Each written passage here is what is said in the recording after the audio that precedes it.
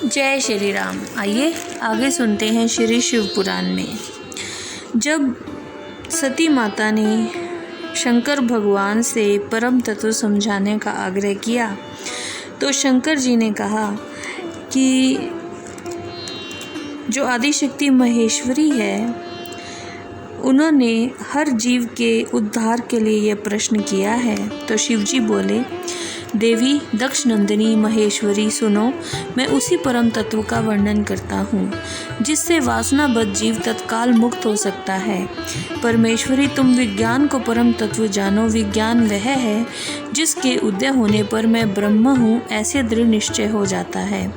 ब्रह्म के सिवा दूसरी किसी वस्तु का स्मरण नहीं रहता और उस विज्ञानी पुरुष की बुद्धि सर्वथा शुद्ध हो जाती है। प्रिय, वह विज्ञान दुर्लभ है। इस त्रिलोकी में उसका ज्ञाता कोई विरला ही होता है।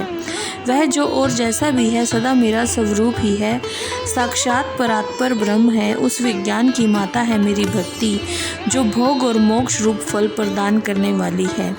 वह मेरी कृपा से सुलभ होती है। भक्ति 9 प्रकार की बताई गई है। सती, भक्ति और ज्ञान में कोई भेद नहीं है। भक्त और ज्ञानी दोनों को ही सदा सुख प्राप्त होता है। जो भक्ति का विरोधी है उसे ज्ञान की प्राप्ति नहीं होती। देवी, मैं सदा भक्त के अधीन रहता हूँ। जो भक्ति के प्रभाव से जातिहीन नीच मनुष्यों के घरों में भी चला जाता हूँ, इसमें संशय नहीं है। सती, भक्ति 2 प्रकार की होती है, सगुण और निर्गुण। जो शास्त्र विधि से प्रेरित है और स्वभाव की भक्ति होती है वह श्रेष्ठ है। इससे भिन्न जो कामना मूलक भक्ति होती है वह निम्न कोटि की मानी गई है।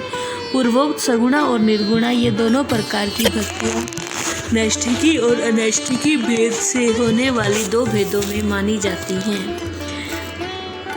नैष्ठिकी भक्ति 6 प्रकार की जाननी चाहिए और अनैष्ठिकी भक्ति 1 प्रकार की कही गई है। विद्वान पुरुष विहिता और अविहिता आदि भेद से उसे अनेक प्रकार की मानते हैं। इन द्विविध भक्तियों के बहुत से भेद प्रभेद होने के कारण इनके तत्व का अन्यत्र वर्णन किया गया है। प्रिय मुनियों ने सगुणा और निर्गुणा दोनों भक्तियों के 9 अंग बनाए हैं। दक्ष नंदिनी, मैं उन 9 अंगों का वर्णन करता हूँ, तुम प्रेम से सुनो।